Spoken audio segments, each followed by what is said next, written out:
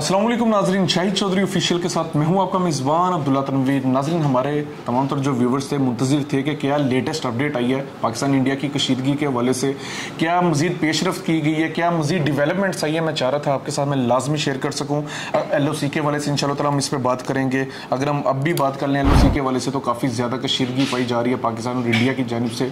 दोनों तरफ की जो फोर्सेज हैं वो वहाँ पर खड़ी हुई हैं और बाकायदा BSF ने तो इंडिया में जो नवाही वहाँ के जो गाँव हैं जो बॉर्डर के साथ लग रहे हैं, उन्होंने बयान जारी कर दिया कि जो वहाँ पे फसलें उनको काट दिया जाए और एक दिन का अल्टीमेटम दिया कि इसके बाद अगर कोई नुकसान होगा तो हम जिम्मेदार नहीं होंगे। इससे वाज़े नजर आ रहा है वहाँ पे दिन रात फसलें काटी जा रही हैं कि वो थोड़ा सा भाई अलर्ट हैं। तो होना भी चाहिए, बहरहाल जितना मर्जी अलर्ट हो जाए, हम तो इंशाल्लाह ताला इसका भरपूर जवाब देंगे। और उसके बाद नाजरीन, जो इंडिया के वाले से हम बात कर ले तो उनकी नॉर्दर्न कोर जो है उन्होंने जंग लड़ने से इनकार कर दिया है। ये क्या मामला है, इस पर भी हम बात करते हैं।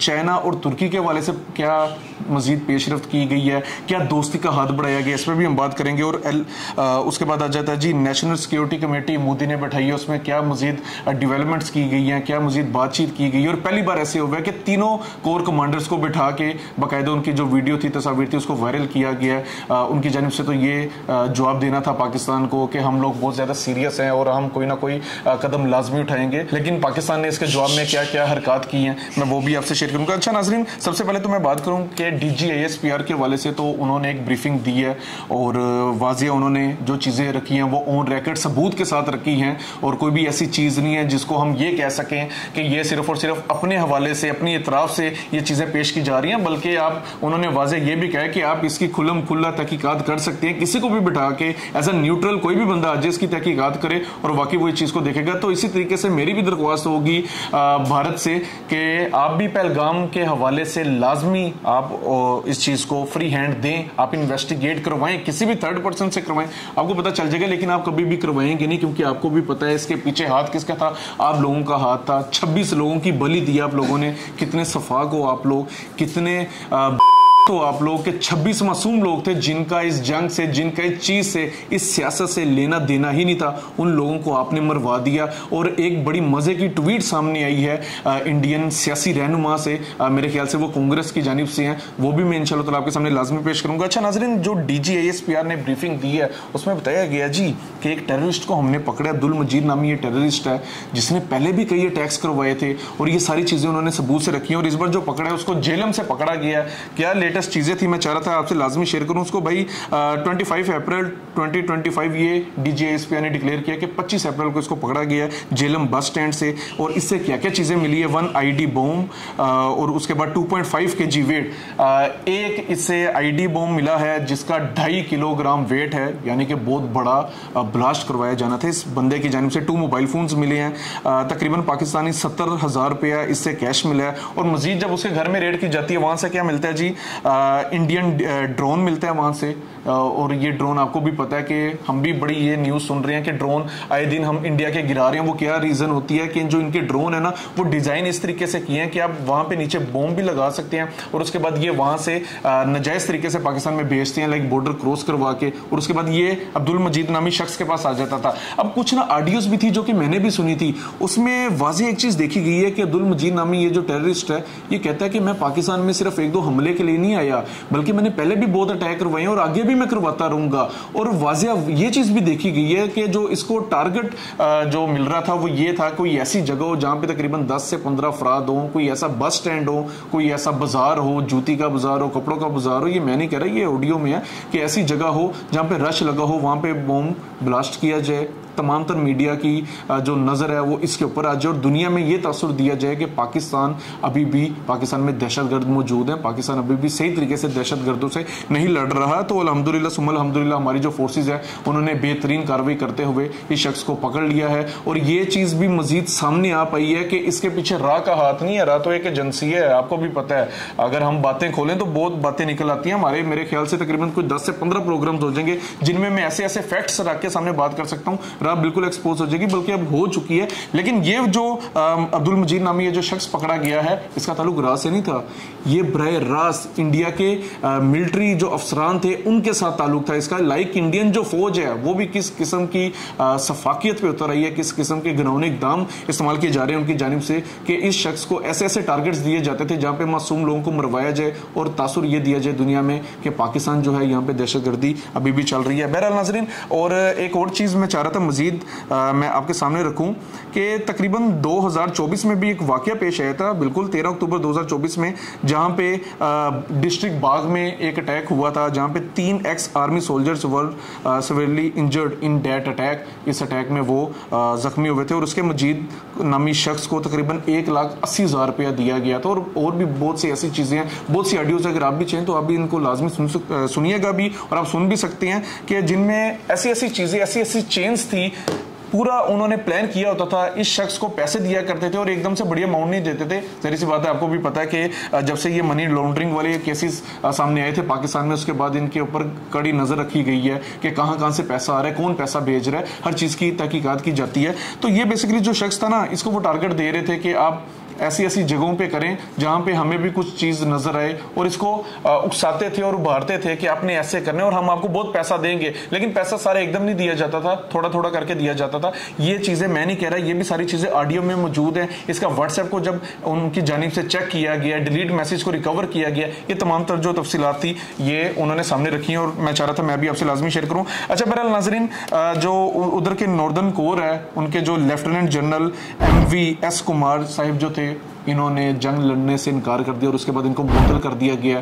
और सुनने में अब ये आ रहा है कि इनको गिरफ्तार करके दिल्ली ले जाया गया और सारा बीजेपी ने जो मलबा है इनके ऊपर डाल दिया कि 7 लाख फौज थी, भाई आप सो रहे थे, आप क्या कर रहे थे, ये आपकी वजह से हुआ है। और वहां पे चहम गोइयां चल रही हैं कि MVS कुमार की जानिब से ये बात कही गई है कि अगर मेरे ऊपर ब्लेम आता है, अगर मेरे ऊपर इंक्वायरी होगी तो मैं हर चीज खोल के रख दूंगा, मैं पहलगाम इंसिडेंट को भी खोल के रख दूंगा। तो ये चीजें इनकी आप देख रहे हैं कि इनकी आपस में नहीं अभी तक बन पा रही। लेकिन बहरहाल नाज़रीन, मेरे हवाले से जो MVS कुमार साहब हैं, मैं उनकी हिमायत नहीं कर रहा, साइड नहीं ले रहा। उन्होंने बड़ा बेहतरीन मेरे नज़दीक उन्होंने फैसला लिया था और अच्छी बात उन्होंने कही थी। उन्होंने कहा था कि हम जंग नहीं लड़ेंगे और मेरे नज़दीक भी ये 2 चीज़ें हो सकती हैं। एक तो वहाँ पे जो 7 लाख फौज है ना, वो सिर्फ और सिर्फ इंटरनल जो मामलात हैं उसकी देखभाल के लिए है। लाइक उनके हर चौक, हर चरवाहे पे इनके जो बटालियन है आर्मी की वो बैठी हुई है, उनकी अंदर की जो सिक्योरिटी है वो देख रही है। तो बीजेपी की जानिब से कहा जाता है, लाइक मोदी की जानिब से कहा जाता है जी कि आप अपनी फौज को उठा के LOC पे ले जाओ। तो उन्होंने ये कहना था कि अगर हम एकदम सारी फौज उठा के LOC पे ले जाते हैं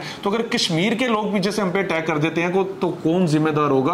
बात उनकी भी ठीक है कि भाई पीछे से रिजर्व फोर्स है ना, जिसकी वजह से उन्होंने इस चीज का इनकार किया और उन्होंने कहा कि हमारा जो यहाँ पे रखा गया, हमें सिर्फ और सिर्फ इंटरनल मामलात के वाले से रखा गया, हमें लड़ने का नहीं कहा गया था। और उसके बाद नाजरीन, जो नॉर्थ कोर है वहां पे बेसिकली जम्मू कश्मीर में साउथ कोर आ चुका है और सेंटर में जो बेसिकली उनका दिल्ली आ जाता है, वहां की जो 2 ब्रिगेड्स थी उनको वहां पे लगा दिया गया जो आहिस्ता आहिस्ता LOC की जानिब बढ़ रहे हैं। अच्छा नाजरीन, चाइना के हवाले से हम बात कर लें तो चाइना ने पाकिस्तान को तकरीबन 100 मिसाइल दिए हैं जिनका नाम PL-15E मिसाइल है और अमेरिका इस हवाले से काफी ज्यादा अब ये समझना खौफजदा है क्योंकि ये मिसाइल दुनिया में कहीं भी नहीं ना बने हैं, ना कहीं बेचे गए हैं, ना चाइना किसी को देता था। ये सिर्फ और सिर्फ उसने पाकिस्तान को दिए हैं और पाकिस्तान के GF-13 में ये मिसाइल्स को इंस्टॉल किया गया। आपको पता होगा कि इंडिया ने फ्रांस से आज से चंद साल कबल त्यारे उन्होंने वहां से खरीदे थे, जिन त्यारों का नाम था राफेल त्यारे, और इनकी जो रेंज थी ये भी काफी ज्यादा थी। और एक पाकिस्तानी GF-13 के हवाले से हम बात करें तो उसकी निस्बत काफी महंगे त्यारे थे। लेकिन जब से ये मिसाइल इंस्टॉल किए गए हैं तो मिसाइल की खसूसियत ये है कि ये तकरीबन 200 किलोमीटर तक भी अपने टारगेट को लो कर सकता है, उसको हिट कर सकता है और उसके बाद एयर टू एयर ये फाइट ले सकता है, जिसकी वजह से अभी रात की अगर मैं लेटेस्ट अपडेट आपसे शेयर करूं तो कहा जा रहा था कि तकरीबन मकबूजा कश्मीर की बाउंड्री पे 4 इंडियन एयरक्राफ्ट जो थे, ये जो राफेल त्यारे थे ये उड़ाए जा रहे थे। जैसे ही पाकिस्तान ने अपनी इसके जवाब में अपने त्यारों को उड़ाया है, जब इन चीज़ों को देखा गया तो इंडियन जो त्यारे थे वो साइड पे जाके बैठ गए। और ये भी चैम गोइयां चल रही हैं कि हो सकता है जब से चाइना ने पाकिस्तान को 100 मिसाइल दिए, बैलिस्टिक मिसाइल्स दिए हैं, उसके बाद से अब शायद इंडियन राफेल जो त्यारे हैं ये उड़ ही नहीं पाएंगे क्योंकि 200 किलोमीटर एक बहुत बड़ी मैं समझता हूँ अचीवमेंट है पाकिस्तान के लिए। तो चाइना ने बड़ा अच्छा दोस्ती का हाथ आगे बढ़ाया। और टर्की के हवाले से बात कर लें तो कहा जा रहा है कि टर्की ने C-130 त्यारा जो है पाकिस्तान को दिया। ये भी चहमगोइयां चल रही हैं कि इसमें काफ़ी उन्होंने ड्रोन्स वगैरह भी भर के दिए, मिसाइल या वेपन्स भर के दिए हैं। ये चीज़ जब तक मुझे कन्फर्मेशन नहीं आएगी मैं शेयर नहीं करूँगा, लेकिन ये कन्फर्म है कि टर्की ने C-130 पाकिस्तान को दिया। और उसके बाद नाजरीन बेसिकली हम यूट्यूब चैनल के वाले से बात कर लें तो इंडियन ने यूट्यूबर्स बिलखसूस पाकिस्तान में शोएब अख्तर के वाले से हम बात कर लें जिनका सियासत से कोई ताल्लुक ही नहीं है, इन्होंने उनका भी यूट्यूब चैनल बंद कर दिया। पाकिस्तानी यूट्यूबर्स को तो इन्होंने बंद किया, इन्होंने अपने इंडियन यूट्यूबर्स को भी बंद कर दिया जिनमें दुर्व राठे आ जाता है, जो इस तरह के सहाफ़ी थे, एज अ न्यूट्रल ओपिनियन देते थे, किसी की साइड नहीं लेते थे। इन लोगों से सच बर्दाश्त नहीं हुआ और इन्होंने उन जैसे यूट्यूबर्स को भी, जो इंडियन यूट्यूबर्स थे, उनको भी इन्होंने बैन कर दिया और जिनकी मिलियंस में फैन फॉलोइंग थी।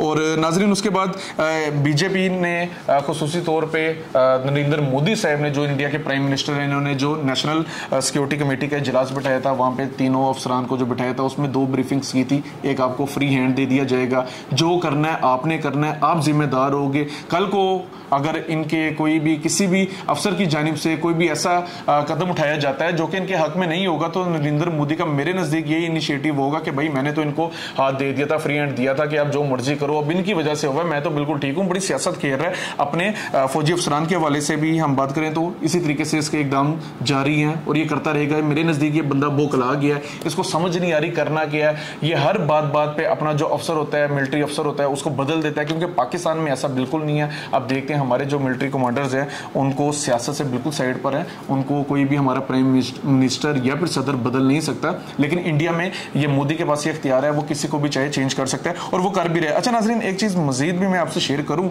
वहाँ के जो बेसिकली सियासी रहनुमा थे, उन्होंने एक ट्वीट किया था, मुझे बड़ा अच्छा लगा था, मेरे दिल को बड़ा छुआ था और मेरे नज़दीक ये बात सच है। इंडिया में हर बंदा नहीं चाहता कि जंग हो, हर बंदा नहीं चाहता इश्तियाल फैलाया जाए, वहाँ पे पढ़े लिखे भी बड़े हैं। ये सिर्फ और सिर्फ बीजेपी के कुछ कारकुनान हैं जो कि इश्तियाल अंगेज, जिनकी ये बयान होते हैं, तकारीर होती हैं, पोस्ट होती हैं, जिनको लगता यही है कि ये भाई फिल्मी सीन सारा चल रहा है, हम पाकिस्तान में जाएंगे अक्षय कुमार की तरह जाके जीत के और हम वापस आ जाएंगे और सारे लोग हमें सराएंगे। तो ऐसा नहीं है, थोड़ा सा अपने आप ख्वाबों से बाहर निकलें, ये रियलिटी है, हम आपको जकड़ लेंगे। बहरहाल नाजरीन, ये जवाहर सरकार नामी ये जो वहाँ के पॉलिटिशियन है और बड़े सीनियर पॉलिटिशियन है, इन्होंने ट्वीट किया, just a recap, tourist came in taxis belonging to Muslims, stayed in home, stayed in hotels owned by Muslim, कि जिन होटल्स में रह रहे थे वो मुसलमानों के थे।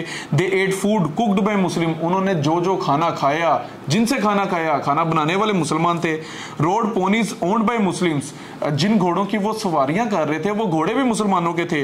Did trekking guided by Muslim, और जो वो ट्रैकिंग कर रहे थे उनको गाइड करने वाला भी मुसलमान था। और when tourist started there attack they were covered and protected by Muslims, और जैसे ही टेररिस्ट जो थे इन्होंने अटैक शुरू किया तो उनको बचाने वाला, उनको रोकने वाला कौन था? वो भी मुसलमान था। और the first person to die defending was a Muslim, और वो जो हमने वीडियो देखी, मेरे नज़दीक आपने भी वीडियो देखी होगी, उनमें एक शख्स जो है वो बारहा कह रहा है कि आप ऐसा ना करो, ऐसा ना करो, तो उसको गोली मार के मार दिया जाता है। तो वो जो पहला मरने वाला था वो भी मुसलमान था। Those who first came to help were Muslims, और वहां पे जो जख्मी थे उनकी मदद करने वाला सबसे पहले आया, वो कौन था? वो भी मुसलमान था। Pony owners ATV rides and pillow back right to safety done by Muslims, और वहां पे जख्मियों को घोड़ों वगैरह पे बिठा के सेफ जगह पे लेके जाने वाले भी मुसलमान थे। First aid and rescue done by Muslims, वहाँ उनको फर्स्ट एड देने वाले और उनको बचाने वाले मुसलमान थे। Ambulance driven by Muslims, ambulance चलाने वाले जो उनके ड्राइवर थे वो भी वहाँ पे मुसलमान थे। Treated in hospitals bye Muslim doctors and nurses, और उनका इलाज करने वाले जो नर्सिस या फिर जो डॉक्टर्स थे वो भी मुसलमान थे। Taxi driver who drove the tourist back to Srinagar were Muslims, और टैक्सी ड्राइवर जिन्होंने जख्मी अफराद को वापस श्रीनगर जो लेकर गए वो भी मुसलमान थे। And everywhere on social media we see all Muslim are terrorist, और हम फिर भी हर तरफ ये देख रहे हैं, इंडिया में यही चीज़ चलाई जा रही है कि तमाम तर जो मुसलमान हैं ये टेररिस्ट है। भाई ये कहाँ का इंसाफ है, कहाँ की ये मैं समझता हूँ ये आप ऐसे कह लें कि न्यूट्रल रह के आप कहाँ के आपके इस तरह के बयान है, मेरी समझ से बाहर है। आप इल्गाम वाक़े के ऊपर आप कोई भी तहकीकात करवा नहीं रहे, आप सबूत नहीं दे पाए पूरी दुनिया को, और आप इस तरह के सफाक हुए पड़े हैं कि वहाँ पे जो मुसलमान से ने बचाया, फिर भी आपके ज़हन में दिल में एक ही नारा होता है कि जो मुसलमान है टेररिस्ट हैं। ये सिर्फ और सिर्फ नरेंद्र मोदी का इनिशिएटिव है। जरा सी बात है, इलेक्शन करीब है, बिहार में इलेक्शन होने वाले हैं, तो इस बंदे को वोट कैसे मिलेगा? इन्हीं हरकतों से, इन्हीं काली करतूतों से वोट मिलेगा। उसके बाद इनकी जो राय है बिल्कुल बेनकाब हो चुकी है, उसकी ऐसी नेग्लिजेंसी है कि वहां पे 7 लाख की फौज है, फिर भी आपके वहां पे जो है अटैक वहां पे कर दिया जाता है। और उसके बाद जो 4 अफराद है जिनके खाके बनाए जाते हैं, जिनको सोशल मीडिया पे चलाया जाता है, अभी तक पता ही नहीं चल पाया कि उनको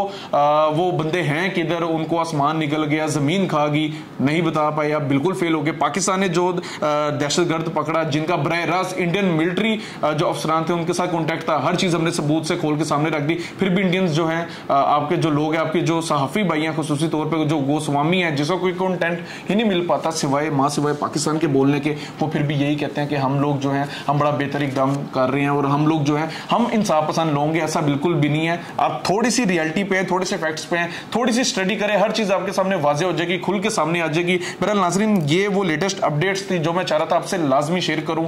ये वो नई डेवलपमेंट्स थी जो अब तक की तहकीकात के हवाले से सामने निकली और कहा जा रहा है कि 30 अप्रैल की रात और 1 मई थोड़ा सा सख्त होगा अगर अटैक हुआ। सोशल मीडिया पे जो चीजें चल रही हैं, न्यूयॉर्क टाइम्स ने भी ये बात कही है कि अगर अटैक हुआ तो इन्हीं दिनों में होगा, वरना फिर आगे जो भी होगा वो अल्लाह मालिक है। और इंडिया को बारह हमारा एक ही पैगाम है कि भाई आप थोड़ा सा ख्वाबों की दुनिया से बाहर निकलें, आप आएँ, आप हमारे साथ करें दो हाथ, आपको पता जाएगा, आपको पता चल जाएगा कि ये पाकिस्तान है भाई, ये बांग्लादेश नहीं है, म्यांमार नहीं है, नेपाल नहीं है, जहाँ पे आप अपने जोर से कब्जा कर लेते हैं, जहाँ के लोगों को आप डरा देते हैं। तो इंशाल्लाह ताला हम आपको इसका लाजमी जवाब देंगे। हमारे फौजी जवान जो हैं वो अल्हम्दुलिल्लाह वहाँ पे खड़े हुए हैं। हमारे जो तीनों कोर कमांडर्स हैं आपके इंतजार में, कब यहाँ पे आएंगे, कब हम आपको जकड़ लेंगे, पकड़ लेंगे और उसके बाद फाड़ देंगे। नाज़रीन, प्रोग्राम का फीडबैक जरूर दीजिएगा। इसी के साथ अपने मेज़बान अब्दुल्ला तनवीर को इजाज़त दीजिए। अल्लाह निगहबान।